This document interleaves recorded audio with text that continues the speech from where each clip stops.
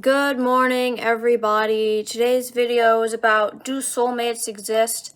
It's not exactly a prove or disprove kind of thing. It's more so just different things that I've been thinking about. So feel free to chime in, challenge me on anything that I said. It's just different things that I've been thinking about. So it's of my understanding of soulmates and the idea of what a soulmate is that there's basically two different types that people are talking about when they say a soulmate.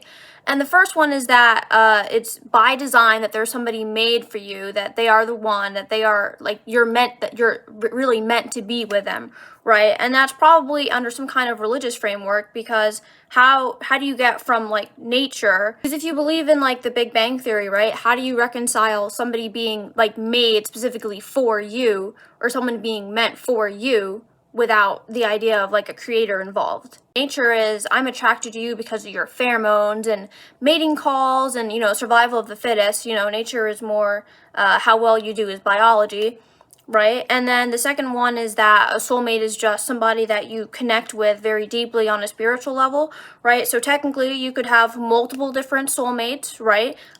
They don't exactly have to, they could be platonic, because you don't necessarily have to have any kind of physical or romantic attraction. Just connect to somebody on a spiritual level, and you can still think of this in a religious framework, but it's not inherently religious.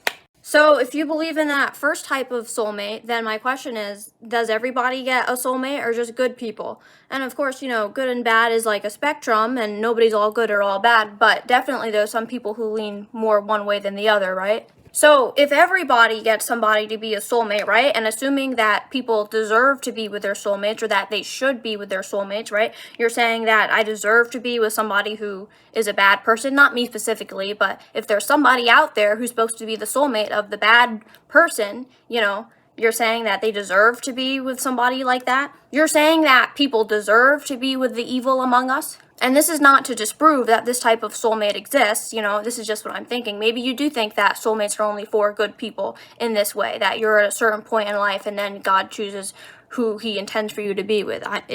You can think of this in a lot of different ways. And then if you do believe in that first type of soulmate, and you don't believe in a creator, then how do you reconcile that somebody is made for you without there being some kind of creator involved, right? So is it like the universe's way of saying something? Then how does the universe know that? Is it just some kind of energy that it gives out? Does the universe have a spirit?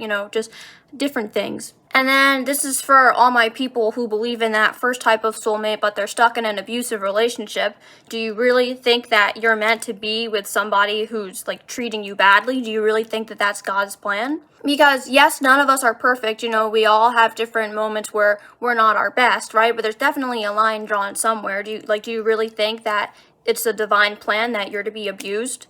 And this is something that I've just been thinking about myself as well. Like, how could I think that somebody is my soulmate if they make me feel really that awful about myself? How can I think that I'm meant to be in that situation with that person for the rest of my life? And this also goes with the second type of soulmate, right? Maybe you connect spiritually with somebody on some level and you feel like you have a connection, but don't say that your soulmate, who you think that you're meant to be, or especially if you only believe in people getting one soulmate, how can you think that your one singular soulmate that you get is somebody who puts a damper on your spirit, who you feel like you can't be yourself around, So for myself personally, I've been looking at the world lately through more of like the frame of the second type of soulmate. So I'm not specifically trying to find somebody who is the best perfect person ever. I'm more so trying to find somebody who is just good. I don't want to say good as in like bare minimum, but I mean good as in like, they treat me well, that kind of thing. I'm not so concerned about this is the person that I'm meant to be with as much as the person that would choose me. Because like, what if I'm meant to be, because even if I'm meant to be with somebody, what if that still won't necessarily make them want me,